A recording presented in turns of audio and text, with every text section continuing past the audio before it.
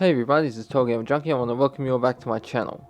So in this video I will be continuing with what powers I believe these characters in Life is Strange will have. Now I plan to go over every character, well most characters. There are like minor characters in the game that have like a few lines of dialogue and they're just like NPC characters. They don't really contribute anything to the story, so I'll probably skip over them, but the vast majority of the characters in Life is Strange I will be covering. So without further ado, let's get started. First on the list is Courtney Wagner, who, funny enough, is actually voiced by Hannah Tell, who also voices Max, so that's pretty interesting. Now, Courtney is one of Victoria's friends in the Vortex Club, and when we first see her, it's with Victoria and Taylor at the girls' dormitory on the steps. And Courtney comes off as a snobby, mean girl like Victoria and Taylor, but you know, when you delve deeper into the story and you learn more about these characters, you know, there's more to them than like what first appearances show. But personally, I have a reason why I always view Victoria as a bitch, which I will discuss in a later video. But anyway, if you take the time to talk to her in episode 2, you'll find out she's more approachable than she lets on, and that she's very into fashion. And if you use your power to rewind time and tell Courtney that you would need her help with fashion as you wouldn't know what to dress, Courtney is flattered by that and even offers to do a makeup for Max for the Vortex party. Now, I think if Courtney had a power, it would be a form of persuasion or influence. Something like verbal suggestion. Perhaps she could subtly nudge people's decisions by speaking with them, you know, like planting ideas or charming her way through certain situations. Like, imagine, for example, the Elder Scrolls. If you have a charm ability and you're trying to talk to someone and you don't have a high enough persuasion ability or money to bribe them, so you just cast a charm spell on them and they end up liking you more and you can get the information you need. Something like that.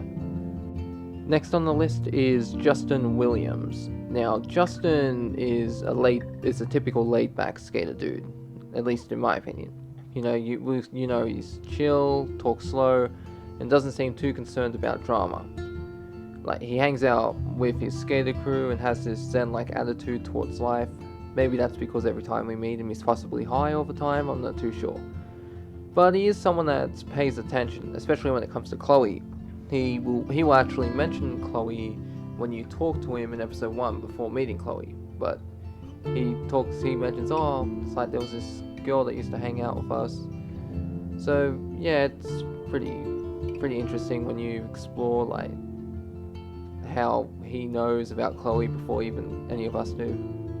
But anyway, I think a cool power for Justin would be something like friction control or terrain manipulation. Imagine him being able to glide across surfaces or change the ground's grip, like bending skate physics to his will, if that makes sense. You know, I know that's not like an emotional power, but I thought this would be an interesting power just for his skating alone. Next on the list is Brooke Scott. She's smart, techie, and can be a bit smug. And we know she's into drones, science, and Warren. And she doesn't hide the fact that she thinks she's smarter than most people at Blackwell. And we also can see she's a bit cold and distant, especially towards Max, you know, but mainly I believe that's just jealousy because Warren likes Max, and Max, like, you know, even if she's not interested, like, Brooke is like, she views Max as a competition, you know. Now, if Brooke had a power, I'd say it'd be technopathy. Is that how you say it? Technopathy? Either way, it's basically the ability to control or communicate with machines.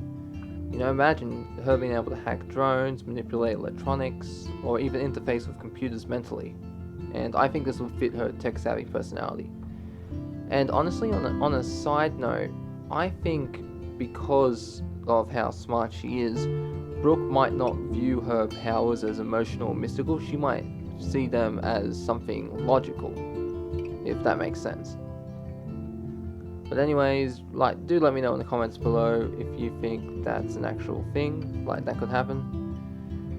Alright, next on the list is Logan Robertson. And he's just a typical jock, loud, arrogant, and aggressive. We see him bullying Daniel with another jock, which I'll get to later on the list. We know he cheats on Juliet, and he rarely shows remorse for his actions. But like many characters in Life is Strange, there's probably more layers to his character, though I couldn't really find any, really, throughout the game. Maybe if we got to learn a bit more about his backstory, there could be something, but through my research, there's nothing really explaining why he is the way he is. Anyway, I think his power would be super strength, you know? Punch through walls, lift cars, just raw power. Like, in a way, it reflects how he throws his weight around without thinking about his consequences. Next up, we have Trevor. Now, interesting thing about Trevor is that I couldn't find his last name, but in the dev files, it lists that there's the name Johnson. Now, I don't know if this is Trevor's last name, or if his original name was meant to be Johnson before they changed it to Trevor. Johnson's clearly a last name, but I thought I'd bring it up anyway. So, for Trevor, he, like Justin, he's a member of the skater group, but he's got more of a goofball energy to him. Like, he's often seen as the comic relief and doesn't take things too seriously. We know he cares about Dana. Now, like Justin, I think his power could be something related to his skating. Maybe, like, ricochet control, or momentum redirection, if you know what that means. Like, he might be able to bounce around, deflect projectiles, or manipulate kinetic energy, you know, like when he's using his skateboard. But I don't know, it's just Trevor and Justin are just characters. I feel like their power would revolve around skating, if, like, that makes sense, instead of like an emotional, instead of like tied to their instead of their power tied to their emotions, I'd say it's tied to their skateboarding. Next we have ace reporter Juliet Watson. Now, we know that she is passionate about journalism. We also know how smart she is, curious and determined to uncover the truth, even if it sometimes means jumping to conclusions, like when she wrongly accused Dana of cheating without any proof. Like, it was just who was it? Victoria's word? And another thing, how did she even lock Dana in her room? It's like, the door's locked from the inside, right? I don't know. But anyways, I think what would be interesting for Juliet would be a sort of lie detection or truth perception power. You know how Alex Chen is able to sense the emotions of people?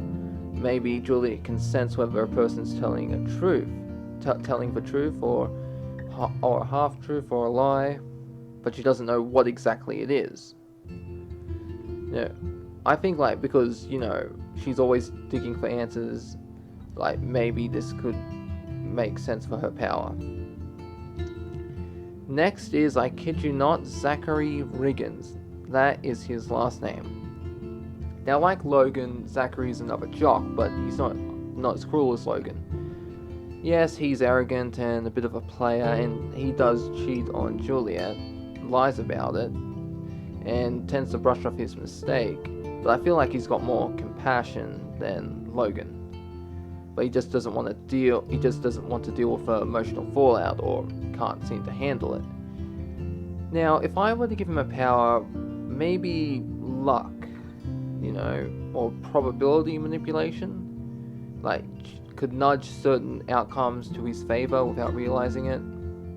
Kind of guy that would, for example, win coin tosses for who gets the ball in a football game, gets lucky breaks, sort of slides by with minimal effort. I think it would fit his personality, as he's someone who seems to rely on charm and luck more than hard work or honesty. Next up is Nathan Prescott. Now, interesting thing about Nathan is he technically does have a power, or he did before Life is Strange changed it.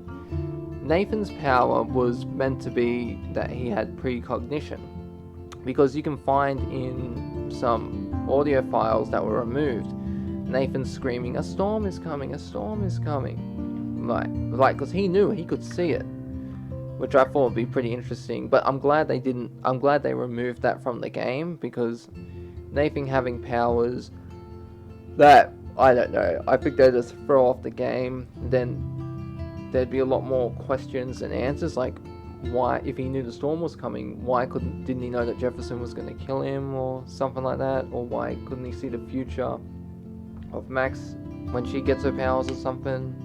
I don't know. The power I would give Nathan is actually Daniel Diaz's. I imagine he would definitely have telekinesis, because we see with Daniel, his telekinesis is fueled by emotion. Like, I can see Nathan, like Daniel, moving objects with his mind, smashing things when he's enraged, but also struggling to keep his power in check. You know, it's a dangerous, destructive power, and I think it perfectly reflects his inner chaos. And finally, we have the last member of the group, Chloe Hella Price. Now, who doesn't know Chloe? She's rebellious, emotional, and driven by pain and loss. She's fiercely loyal to the people she loves, but lashes out when she feels abandoned, as she has issues from not only losing her father, but her best friend, in her opinion, abandoning her in her time of need, like the moment she needed her most. You know, she really is a defiant woman against, the system, against fate itself, I'd argue. I think her power would be element control, specifically fire or lightning. Something explosive, unstable, and impossible to ignore. Alternatively, she could maybe have some type of fate-binding power that could tie people to her, so no matter how far they go away, Chloe and this person would end up always finding each other, despite whatever happens. In fact, you could make the argument that she does have this power, because it was Chloe who kick-started Max's powers, so maybe she could have this power, and it could be the reason why Max ends up in the bathroom at the exact same time Chloe does.